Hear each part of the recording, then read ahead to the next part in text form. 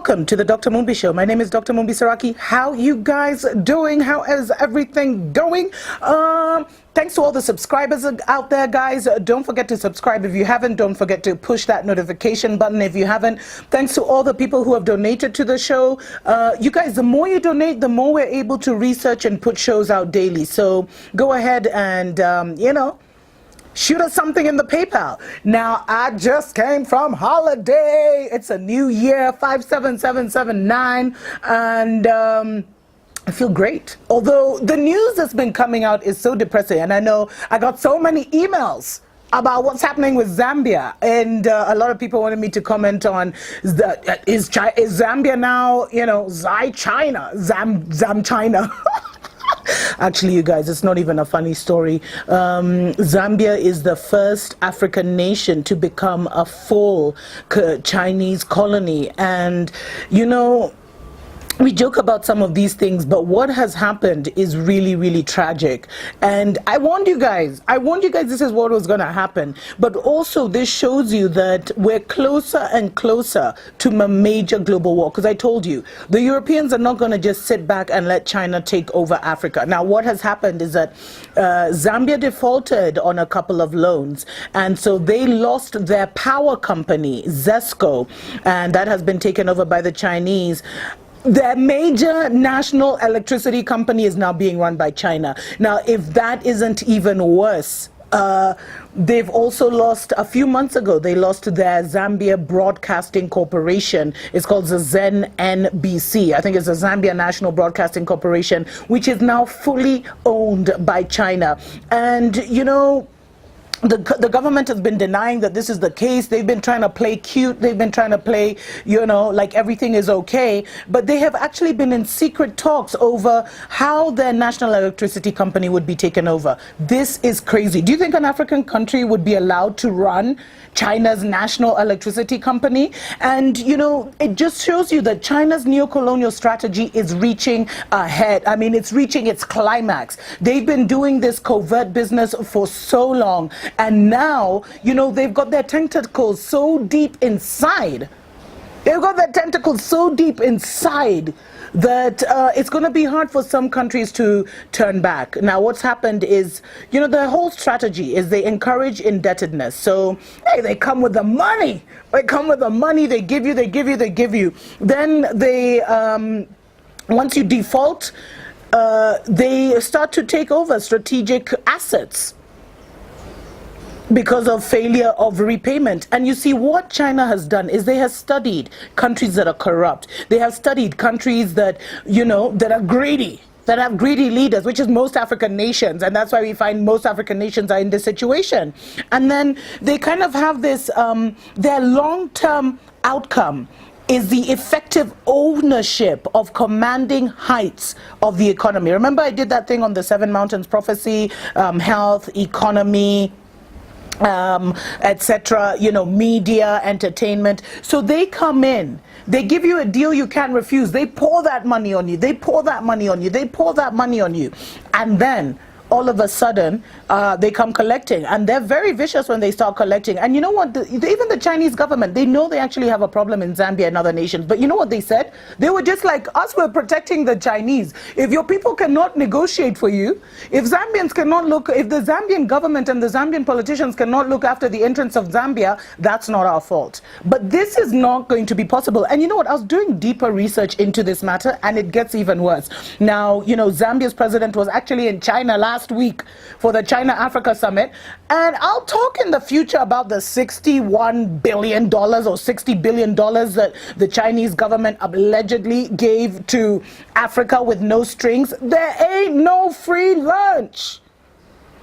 Come on, guys, there ain't no free lunch. And one of the biggest problems with all these deals that China has signed with African governments is we don't know what they've done. We don't know what they've signed away. We don't know the kind of agreements they've made, because all of them were done hush hush and behind the scenes. So all we're being told in Africa and in China is, oh, China's giving Africa money. Oh, you're getting money. Oh, they're funding this. Oh, they're funding that. Oh, they're funding infrastructure projects. But we're not told, okay, the debt repayment is this percentage, and if you fail to pay this percentage, you're going to be in trouble. We're not told that. We're not told what concessions have been made. In fact, I know this is not about Kenya. Sorry, guys, I'm a bit obsessive about Kenya. But I've been told Kenya, they built this crappy railway line. And if we don't pay, they're going to get one of our ports in Mombasa. Anyway, that's just a story for another day. Now, this guy, so President Edgar Lungu, he visited Chinese companies while he was in China. Not only have you lost Zesco, the electricity company, you've lost your media company. He actually had the nerve. Some of these guys, man, he actually had the nerve to go visiting Chinese companies, and he received a grant of a further $30 million for the Lusaka East Multi-Facility Economic Zone Electrification Project, whatever that means. So these guys can give you like high blood pressure, man. It's crazy.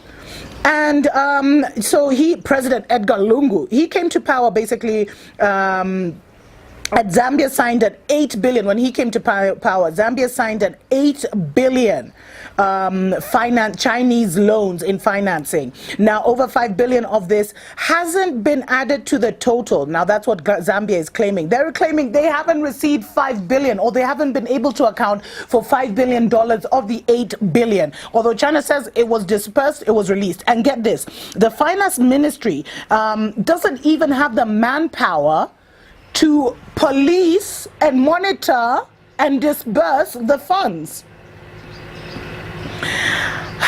And the financial penalties, because I told you a lot of these deals are done in secret, we don't know. So the financial penalties of actually backing out of a Chinese deal are worse than the savings than just going through with the project till its completion.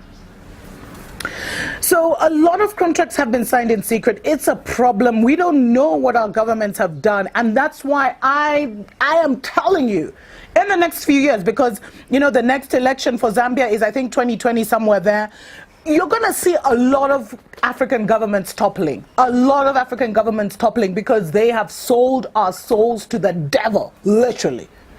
Just check out how, you know, Zambia, by the way, Zambia has been allowing Chinese immigrants to come in since 1964. And now, after all this happened, the Chinese have even taken a road, one of the main roads that's even on the national map of Zambia. Check out this video. It's crazy. We'll be right back. Wake up, Africa! Okay, we are by Ali Kinkata Road. Just near the mass media.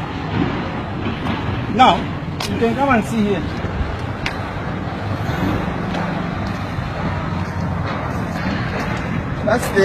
It's our Chinese friends.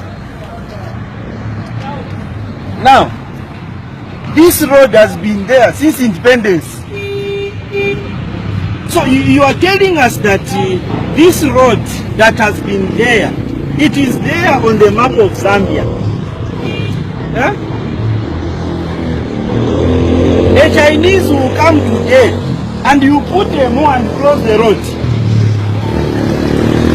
Now look, the road is closed. But I think there's something wrong with our government. There is something drastically wrong. And if we Zambians are not waking up, tomorrow we will find ourselves foreigners. How do you close Ali Kinkata Road? You are telling me that all these years, this was a wrong road. And the president doesn't stay far from here. You close the road. Do we have a president in this country? Is the president there for us? That the Chinese now can do whatever they want. Now look at what is being developed here.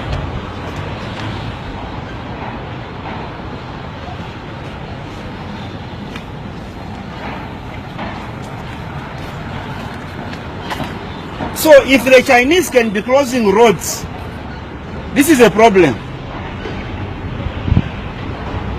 I don't understand what the Chinese have given us. They have bewitched us.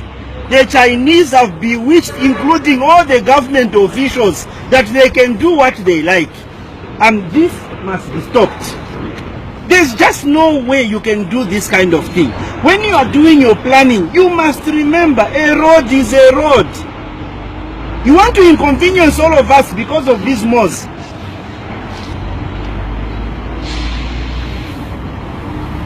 No, you are really dealing with us. And for the citizens, this is the price we are paying for voting with our stomach. Next time, let us vote with our heads. Otherwise, the whole country will be gone.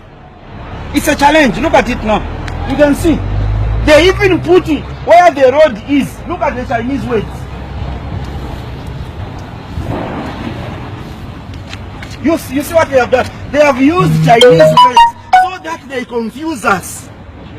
Do we even know what this means? On our road, can you see?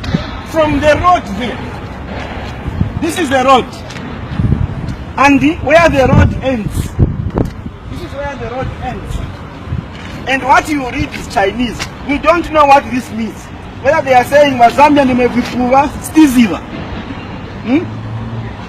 Maybe that's what they mean. That we Zambians are fools. They can even cross the road.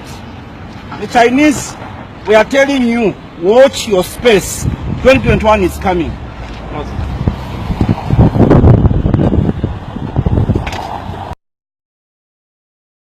Welcome back to the Dr. Mumbi Show. My name is Dr. Mumbi Saraki. Did you see that? As in they just took a road that appears on the map. You can Google freaking Zambia right now and you'll see that road, and the Chinese have just blocked it off. Like they own the country. This is total madness. Seriously, what are our politicians doing? Yo, young Africans, we need to get it together. Like seriously, we need to get it together. We need to arise. We need to get out of our stupor, our slumber, our coma, whatever it is. We need to stop feeling sorry for us, for ourselves, and just arise, man, and fight for what is ours. I mean, this is what our grandparents fought for independence for. Many died and were tortured. And you know what? So not only have a lot of contracts been signed in secret, but we don't know what our governments have signed off. And in Zambia, Zambia has one of the longest relationships with China among African countries. It started in 1964, 5 months after independence is when this relationship started. And China has been given uncontrolled access to Zambian resources by overborrowing and allowing Chinese unfiltered emigration. And it's reached such a high tension level, and I'd love it if my Zambian brothers and sisters who watch my show would just even expound, share your story, share your testimony, guys. It's reached such an uncontrollable level that now the Chinese have even moved into, the African neighborhoods, and they're creating tension. They're even selling maize on the streets. So here in Africa, we have guys so when you're stuck in traffic and stuff in the major cities, guys will be selling everything from aprons to knickers, undies, to handkerchiefs, to water, to crisps. Now, imagine seeing Chinese people doing that business. Imagine seeing Chinese on the side of the road, roasting maize, and it's becoming a problem.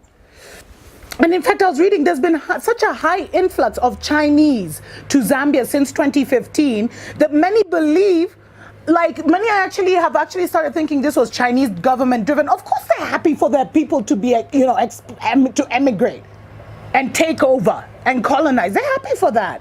And then when these guys commit crimes, because a lot of them have committed crimes, and there's this brilliant article from Lusaka Times which talked about the various crimes that have been committed.